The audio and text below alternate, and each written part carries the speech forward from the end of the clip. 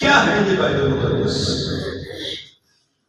اپنے خیالات کا اظہار کیجیے. یہ بائبل مقدس کیا ہے؟ خداوند کے منہ کے الفاظ. خداوند کے منہ کے الفاظ. جی خداوند کا کلام. خدا کا کلام اور ہمیشہ کی زندگی. جی اور نبوت کی کتاب. نجات کیا ہے؟ نجات کیا ہے؟ نجات. کلام مقدس خدا کی اپنی کہانی ہے. اس میں 3 کردار ہیں. سب سے پہلا خدا قدوس الوہیم کا اپنا کردار. اس کے بعد انسان کا اور اس کے بعد ابلیس کا. یہ ان تینوں کے گرد گھومنے والی ایک کہانی ہے. ایک تکون ہے, ایک مثلث ہے. اس میں وہ باتیں بھی ہیں جو ہمیں زندگی تک پہنچا دیتی ہیں, اپنی زندگی تک. اس میں ایسی باتیں بھی ہیں جو شیطان نے اپنی سمجھ سے یا خدا کے خلاف لوگوں کو بھڑکانے کے لیے لکھوائی ہیں, وہ بھی لکھی ہوئی ہیں. دونوں کے خیالات لکھے ہیں اور انسان کو آزاد چھوڑ دیا گیا ہے کہ وہ اپنا چناؤ خود کرے. کلام مقدس انگلش میں ایک ورڈ ہم استعمال کرتے ہیں بائبل. Bible BIBLE. اس کے کئی طرح کی فل فارم آج ہمیں پڑھنے کو ملتی ہیں. یہ بائبل بی سے بیسک, آئی سے انسٹرکشنز, بیسک انسٹرکشنز. پھر بھی ہے, یہ بھی کیا ہے؟ Hallelujah. Before L leaving E اور basic information, basic instructions before leaving ارتھ.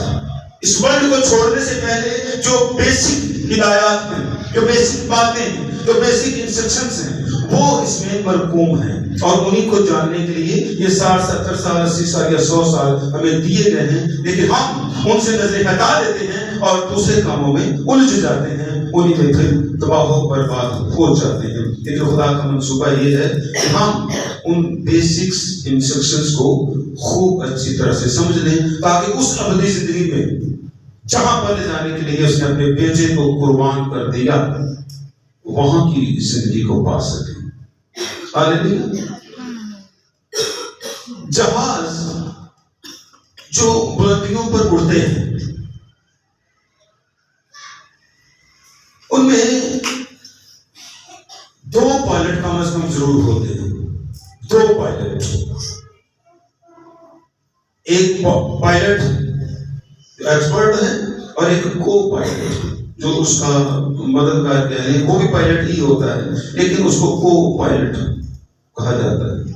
اب جیسے ہی وہ اس جہاز کی پرواز کے لیے جہاز میں سوار ہوتے ہیں تو ان کو جو سب سے پہلا کام کرنا ہوتا ہے اس کو چیک لسٹ کہتے ہیں.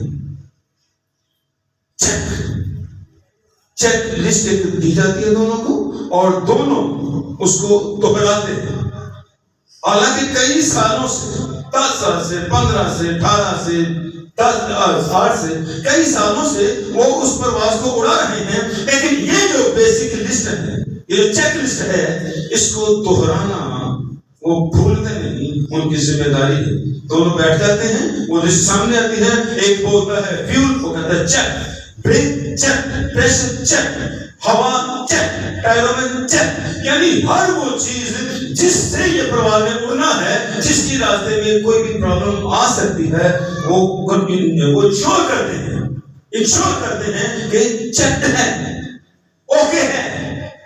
اور اس میں وہ کتنے سنجیدہ ہیں، کتنے سیریس ہیں، کتنے ایماندار ہیں کہ اس کو پڑھنے بغیر وہ اپنے سفر کا آغاز نہیں کرتے. ان کی بھاری ذمہ داری ہے کہ وہ اپنے سفر پر جانے والے ہیں، بلندیوں پر اڑنے والے ہیں، فضاؤں کو چھونے والے ہیں. تو ہر چیز چیک. اگر وہ سنجیدہ نہ ہو، اگر وہ سنجیدہ نہ ہو، وہ کسی بات پر کمپرومائز ہو جائیں، سمجھوتا کر لیں کہ ٹھیک ہے جی، اوکے اوکے، جو چیک کرتے چلو ٹھیک ہے. جہاز کبھی بھی حادثے کا شکار ہو سکتا ہے. جس طرح وہ اس سفر کو شروع کرنے سے پہلے اچھی طرح سے ہر چیز کو چیک کرتے ہیں، تو ہم جنہوں نے اس روحانی سفر پر جانا ہے، ہمیں بھی کسی پرواز کا انتظار ہے. ہم بھی کسی پرواز پہ اڑنے کے لیے تیار ہو رہے ہیں. کیا ہم ان ساری انسٹرکشنز کو دہرا رہے ہیں؟ کبھی فرصت ملی ہے کہ ہم بھی اپنی زندگی کے کچھ پہلوؤں کو چیک کریں؟ ہم پرواز میں اڑنے کے لیے تیار شاید ہو رہے ہیں، اور یہ گمان ہے کہ ہم ہو رہے ہیں. چیک سے پتا چلے گا، جب وہ لسٹ سامنے آئے گی اور اس کے ساتھ خود کو رکھ کے چیک کریں گے، تب پتا چلے گا کہ ہم کتنے تیار ہیں. یہ کتنے تیار ہیں، کتنی تیاری شروع ہوئی ہے، کتنی باقی ہے، یا شروع بھی ہوئی ہے یا نہیں ہوئی. کہیں کو تو نہیں جاتی. اور جو بیسک انسٹرکشنز ہیں ان کے قریب بھی ہم ہیں یا نہیں ہیں. جنہوں نے تو اس سفر کو کامیابی سے طے کرنا ہے، وہ تو کبھی چونکتے نہیں ہیں اس چیک لسٹ کو چیک کرنے سے. ہماری تیاری کی وہ چیک لسٹ یہ ہمارے ہاتھوں میں ہے. ہمیں بھی اپنے سفر پر جانا ہے، اور یہ 60-70 سال ملے ہیں، یہ اسی تیاری کے لیے ملے ہیں کہ ہم خوب تیار ہو جائیں، تاکہ جب وہ فلائٹ اس زمین پر اترے تو ہم اس میں سوار ہو سکیں. لیکن وہی سوار ہوں گے جن کی زندگیاں خوب چیکڈ ہوں گی، خود بھی چیک ہوں گے اور ان کے اعمال بھی چیک ہوں گے. وہ کتنے سنجیدہ ہیں، وہ کتنے ایماندار ہیں، وہ کتنے تیار ہیں، وہ کتنے بیدار ہیں. یہ سب کچھ یہی پر کرنا ہے. کوئی کوتاہی، کوئی سستی نہیں چلنے والی. ہوشیار ہو. تو چلیں ہم ایک آیت پڑھ لیتے ہیں. پیدائش کی کتاب، پیدائش کی کتاب اس کا 2 باب، اس کی 17 آیت. پیدائش جینسس پہلی کتاب، اس کا 2 باب، اس کی 17 آیت. جس نے نکال لی ہے وہ سامنے آئے اور مائک میں اس کی تلاوت کرے. جینسس پہلی کتاب وہ 17. ادھر دھیان سے سنیے. پیدائش 2 باب، اس کی 17 آیت. لیکن نیک و بد کی پہچان کے درخت کا کبھی نہ کھانا، کیونکہ جس روز تو نے اس میں سے کھایا تو مرا۔ آمین۔ ان دونوں آیت پر غور سے تب سام نے عورت سے کہا کہ تو ہرگز نہ مرو گے، بلکہ خدا جانتا ہے کہ جس دن تم اسے کھاؤ گے تمہاری آنکھیں کھل جائیں گی اور تم خدا کی مانند نیک و بد کے جاننے والے بن جاؤ گے۔ آمین۔ تو ہم نے یہاں پر دو باتیں سنی ہیں، ایک خدا قدوس کی اور دوسری شیطان کی، ابلیس کی، سانپ کی، ابلیس کی۔ خدا حکم دیتا ہے کہ نیک و بد کی پہچان کے درخت کا پھل نہ کھانا، جس روز تو نے اس کو کھایا تو مرا۔ خدا کا فرمان ہے کہ تو نے اگر وہ پھل کھایا تو مرا، لیکن سامنے ہی ابلیس آ گیا ہے۔ خدا کہتا ہے تم مرا، وہ کہتا ہے تم ہرگز نہ مرو گے۔ اب بتائیے، انسان بیچ میں کھڑا ہے، خدا ہے، ابلیس ہے، اور یہ انسان بیچ میں کھڑا ہے۔ وہ کہتا ہے کہ تو نے اگر کھایا تو مرے گا، یہ کہتا ہے تو ہرگز نہ مرے گا۔ اب انسان کنفیوژن کا شکار ہے، ایسا شکار ہوا ہے اس کنفیوژن کا کہ آج تک فیصلہ نہیں کر پا رہا کہ میں کیا کروں، کس کی سنوں۔ یہ بھی ٹھیک لگتا ہے اور وہ بھی غلط نہیں لگتا، تو کیا کروں میں؟